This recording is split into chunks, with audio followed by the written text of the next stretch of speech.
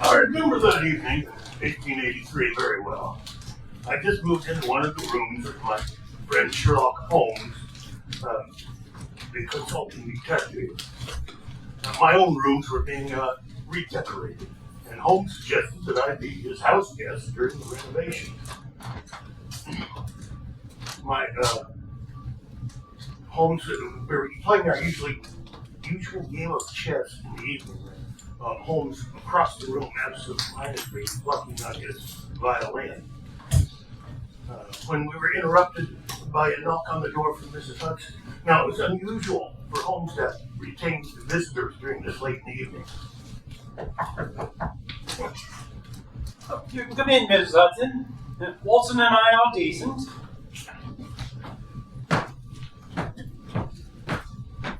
Good evening, sir. Good evening, Dr. Watson. Thought you gentlemen might like a cup of cocoa before bedtime. However, I must advise you of an uninvited guest who is seated in the entryway. While I told her that you were not accepting guests at this late hour, that I would nevertheless let you know of her presence. And how old is this female visitor? So the young lady appears to be in her late 20s. However, her attire suggests that she may have come from a well-to-do family.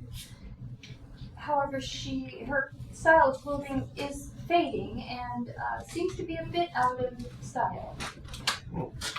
She claims to be one Helen Stoner. Stoner? Holmes, could this young lady be the daughter of Sir Harold Stoner, the deceased? Sir, in fact, the young lady did say that her late father was Sir Harold. Oh. Well, as I recall, Sir Harold passed on to the next life shortly after an expedition to India. Correct, Watson. I think we got into some strange goings-on while on assignment. Upon return from India, he fell on hard times. Stayton Meringue went to rack and ruin after his death. And just a few years later, his widow remarried rather suddenly. Yes. She seems to have taken a fancy for one of Sir Harold's officers, a fellow doctor by the name of Roylott. It's unclear as to exactly what his practice was. I do seem to recall he was involved in some sort of scandal while in India. Mrs. Hudson, did the young lady make any representation as to why she needed to talk to Mr. Holmes? Indeed, she did, sir. The young lady stated that she had recently lost her twin sister, Julia Stoner. She seemed very upset at losing her sister in circumstances that she claimed to be suspicious. And perhaps we will entertain this late calling guests. Invite her in, and Dr. Watson and I will find out what is upsetting her. Very well. Shall I bring in another cup for coffee? No. That would only encourage her to make more late calls. Very well, sir. Shall I bring in another chair for the young lady? No, that would encourage her to extend her stay with us. No. Dr. Watson and I will stand during the interview. All right. Very well, sir. Any idea what this Helen Stoner is up to? Only the good Lord knows, Holmes. But I do recall seeing an article in the Times Society pages about the announcement of the engagement of the deceased sister just a few years ago. And a few months after that, a second article in the Times. The second article had to do with the engagement of this same sister, Helen Stoner, the young lady we're about to entertain. Do you remember a mention of Dr. Roylott? Well, I don't recall all the details of the announcement, but I think I would have noticed the mention of another doctor, and I recall no such mention. Don't you find that particular, Watson? After all, at that point in time, the daughter's mother was already deceased.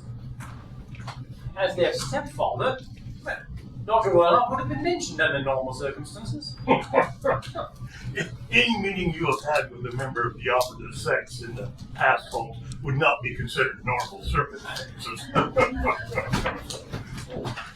Sir, Miss Helen Stoner of Stoke Moran.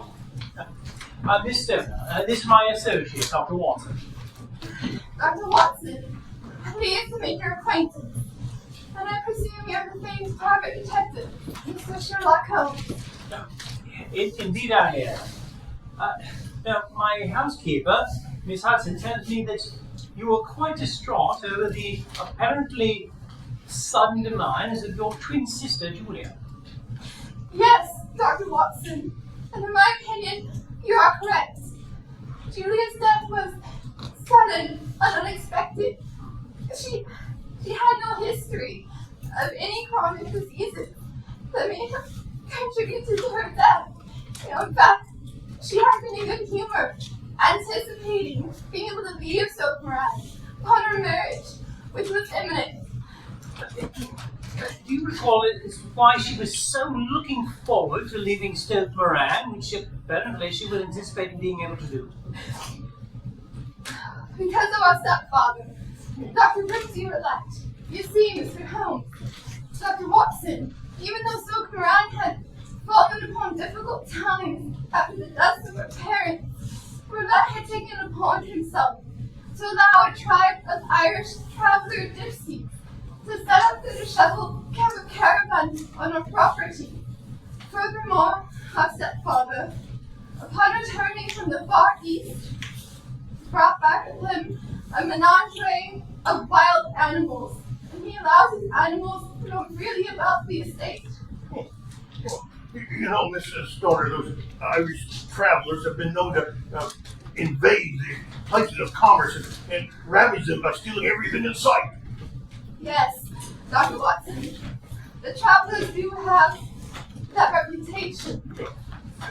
My sister and I allowed Roulette to entertain these guests on our property after he claimed that they were commercial tinkers who were willing to do repairs at Stoke Moran in exchange for being able to park the caravans on our property. Tell me, Miss Stoner, did these travellers do actual maintenance on Stoke Moran? In fact, Mr. Holmes, the travelers were always underfoot about the mid-house, doing work at all hours of the day and night. In fact, there is sprucing of Julia's chamber only a few days before her demise. Julia had moved next door to Roulette during the renovation. Was there any connection between the two chambers? Well, none. Furthermore, on the night of my sister's demise, I heard her scream from her chamber, and I ran down the hall for my own to find out her door was locked from the inside. I ran back to my room and obtained the master key. I ran back to her room and unlocked the door. Julia was alive when I entered the room. She was gasping for air and a very frightened look on her face. Grasped my hand, and in her dying words whispered, "It was the band, the speckled band." And then Julia took her last breath. What do you suppose your sister meant by the speckled band? Well, my first thought was imagining evil acts done by one of the travelers. They are known to wear bandanas on their heads, which often have speckled patterns. However, as of the moment, Miss Stoner, you seem to be indicating that your first impression may have been incorrect. Well, Mr. Holmes, the longer I thought about it, the more I became convinced that Roulette may have held motives which may have caused him to benefit from my sister's demise. And this motive involves a substantial legacy left to us by our mother, whose will stipulated that each of us, my sister and I, would obtain that legacy or inherit upon our marriage. Sorry to interrupt, sir. Oh, This man claims to be the stepfather of your current visitor. In fact, not only am I the stepfather of Helen Stoner, I am also the trustee of her interest in the estate of Stoke Moran. Stepfather? Why have you bothered to follow me here, where I'm conducting personal business? Helen, I followed you here because I suspect your motives in discussing personal business with a private detective. Mr. Roylott, your stepdaughter here was simply explaining to my associate and I about some rather strange occurrences regarding the death of her twin sister, Julia. Julia's death was certainly unexpected and unfortunate. However, the coroner's inquiry has determined that Julia passed on as a result of an undiagnosed coronary condition. Well, therefore, a simple examination by Dr. Watson and myself of the chamber where she died, you certainly can't oppose that. I can't think of any reason you would want to make such an examination unless you suspected foul play, which has been ruled out in this case. Dr. Royal, just who exactly has ruled out foul play as you claim? By an officer appointed to be the official coroner by the Court of St. James. However, given the possibility that Julia did not die of an undiagnosed heart condition, as Helen has described to us, the circumstances surrounding strange occurrences happening in Stoke Moran. There's something about Irish traveller gypsies. The travelers are my guests. They're professional tinkerers who perform necessary maintenance at Stoke Moran. I've realized they have a bad reputation in some parts of the realm, but they perform a valuable service for an estate that has fallen on hard times. Nonetheless, given this bad reputation, and given the circumstances described to us by Helen, the involvement of Dr. Watson and myself can only serve to enhance the understanding, in Helen's understanding, of the circumstances surrounding the death of her sister. And so, Mr. Holmes, I suspect that you and Mr. Watson would like to inspect Stoke Moran to satisfy the superstitions of my stepdaughter. Yes. Dr. Watson and I would like to do so as soon as humanly possible. And by God, have at it. Post haste! I myself have nothing to hide. In fact, I find myself still mourning the death of my wife. Dr. Royal, I don't recall ever having heard what the cause was of the death of your wife. It seems that the undiagnosed heart condition discovered at the time of Julia's autopsy may have been hereditary. It may, in fact, be the case with this twin standing before us in this room. Well, then post haste it shall be. Dr. Watson and I shall make an investigation as quickly as we can, which, if the two of you will permit us, we will need our rest, so that when we do our investigation, we can be at our best. I anticipate could be as early as tomorrow, should the trains from Victoria Station be running on schedule.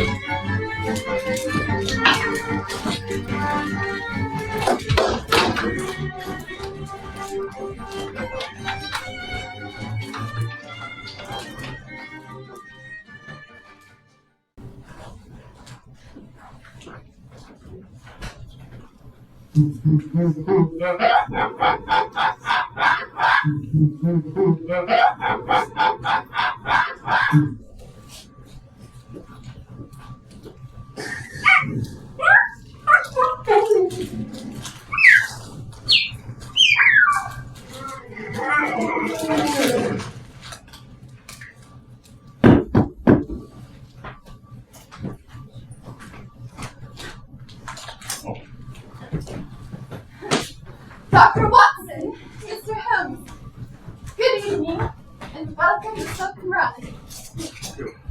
Your timing is quite good. My stepfather is carousing with the gypsy travelers. Thank you. Good evening, Mrs. Stowe.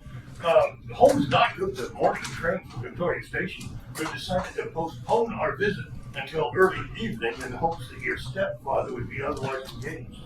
Holmes and I made use of a very cordial public inn. Have you seen your stepfather this evening? Yes, he left in the early afternoon, stating that he intended to make his rounds of the estate. And when he states such things, I know from experience that he'll be getting drunk with the gypsies. Miss Dorner, what was that bloody scream we heard just a few moments ago? As you will recall, my stepfather spent many years in India and returned home with many examples of wild animals. One such was the cheetah. I fear the cheetah is allowed to roam freely about the premises. Can you tell us, upon our approach here, Watson and I noticed some scaffolding up against the windows of what appeared to be an upstairs bedroom. Can you tell us what the purpose of that scaffolding might be? It is my understanding that the renovation being done by the gypsy travelers involves them needing access to the interior walls by removing some stone from the exterior wall. What was being done on the interior that requires removal of exterior stones? Oh, I can't really imagine what it could be. The only recent changes in the room is the addition of a new and more ornate bedroom. And have you had occasion to use this bell rope since your presumably temporary change of bedroom? Well, during times when I might need to use the bell rope, I knew there are no servants on premises if I should pull the bell rope. And can you explain perhaps any further details that may, in the bedroom in question, which may be in line with the circumstances at the time of Julia's death? Well, I can only advise you at the time of my twin sister's death. She did tell me about a strange noise that awakened her in the middle of the night. She said she heard a low, flute-like sound that woke her from a sound sleep over 7 nights. But of course, on the night of her death, her only statement was about the speckled bed. Do tell. And tell me, are there any other wild animals that are kept within the house itself? Not that I'm aware of. At least, there are no wild animals that we care for in any way. Dr. Watson, I do believe we should investigate this bedroom as soon as we can before your stepfather returns from his bacchanalia. Oh, that's a splendid idea, Holmes. Miss Dorner, could you conduct us to the bedroom in question?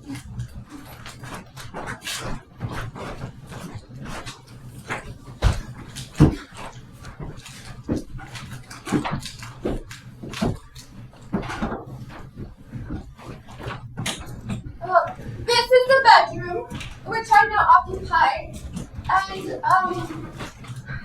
this is the bed where my poor sister died. And since that day, other than moving in a few of my own possessions temporarily, the room has not changed. Toiletries mostly, some jewelry of no particular value, and you'll note that the lock on the door can be secured from the inside, as it was the time my twin sister summoned me the night of her death. Holmes, I see nothing terribly peculiar about this room. There are 2 windows up there near the exterior scaffolding, but they're too small for a human body to pass through. Correct, Watson. Indeed, I see no fixture that would allow them to be opened. That is correct, gentlemen. The windows are stationary. In fact, the addition of the ventilation transom took place many years ago because the room became unbearably stuffy in the summer months. And I must advise you that the air shadow for this ventilation transom connects to a similar ventilation transom in my stepfather's adjacent room. That's very observant of you, Miss Dorner. But what is the basis for your assumption that the 2 transoms are connected?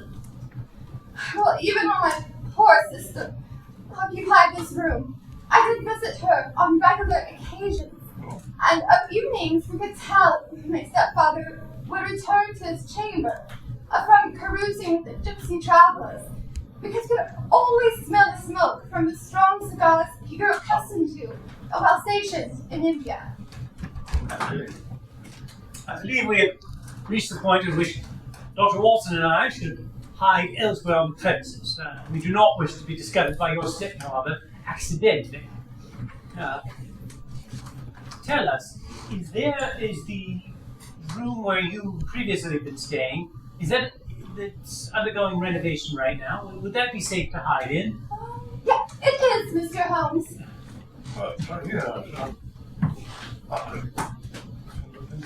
Well, we haven't discovered anything particularly out of the ordinary here. Until, of course, you consider the circumstances surrounding Julia's demise. Oh. But Holmes, what particulars of those circumstances would satisfy your curiosity? Never mind that for now, Watson. I shall enlighten you further during our hiding elsewhere. Miss Stoner, it is time for you to go about your business as is your custom prior to your hour of sleep. If you would lock the door behind you, just as your twin sister did on the night of her demise, we will be nearby. We will not be discovered, but we can come to your assistance if required. Just please, when you hear that first flute sound tonight, leave your room, come and summon us as soon as possible. By all means, upon those first few notes, leave your bed immediately. Okay, I will do as you say, Mr. Holmes, Dr. Watson, and pray to God that nothing unfortunate happens to any of us. Holmes, I brought my revolver with me. Do you think that Miss Stoner should use it for her own protection? Miss Stoner, are you in any way adept at firearms? Oh, I have never fired one in my own lifetime. There you are, Watson. We do not wish our client to be harmed by an accidentally self-inflicted gunshot wound to our duty. I suppose not. But somebody should have it in any case. By all means, you should continue to carry your revolver with the chamber empty of shells.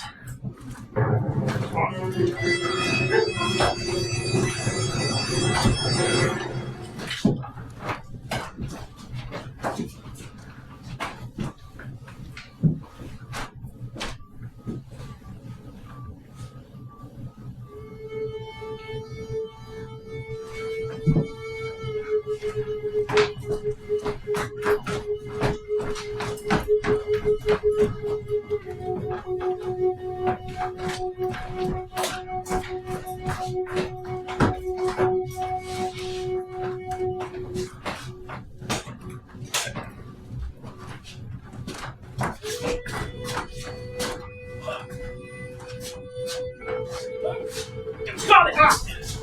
Oh, my God, the speckled bat! Shh! Quiet!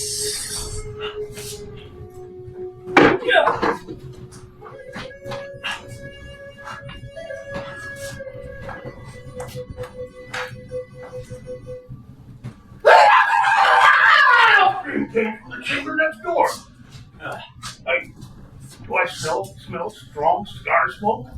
Indeed, most likely you do. Stay here with Miss Stoner. I need to go next door and investigate. Holmes, I do have my revolver in case you need it.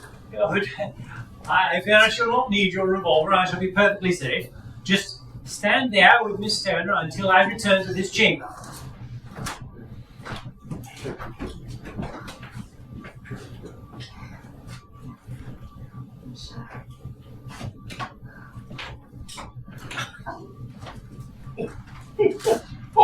Oh, did you find the pussycat in the chamber next door? I did not. What I did find was the dead body of Dr. Brinsley Roylott. Oh my! You mean to tell me that my stepfather has died? Not only has your stepfather died, he's been done in by his own wickedness. Perfectly, he's been training that serpent to come through this transom into this room. But Holmes, if there was no pussycat, why the bowl of milk? Dr. Watson, if you will recall, not long ago we were reading an article in the Times in which it was reported that several people in India suffer the incursion of deadly serpents into their houses at night. It has become accustomed in several homes to leave out a bowl of milk, where they can wait in the dark until the serpent becomes hungry. When it approaches the bowl, they can then destroy the serpent. Did you tell me that Dr. Roylott was trying to destroy the snake himself? No. I fear that our good doctor has been training that serpent for several months. Upon the first sound from his flute, it would leave this room, come through this transom, into this chamber. I suspect that it crawled out on the bell rope and fell onto the bed. Your poor sister, awoken by the snake, screamed just as he delivered his deadly bite. Oh my lord, had you not been here tonight, Mr. Holmes? That dreadful creature would have bitten me. Oh, and if that had happened, then not only would Dr. Roylott have clear title to Stoke Moran, but also to the legacy your mother left to you and your dear sister. But Holmes, what about the serpent? Surely you're able to affect its demise. No, Watson, I fear not. If you recall, I refused to take your revolver. No, I fear the serpent is on the loose on the premises somewhere.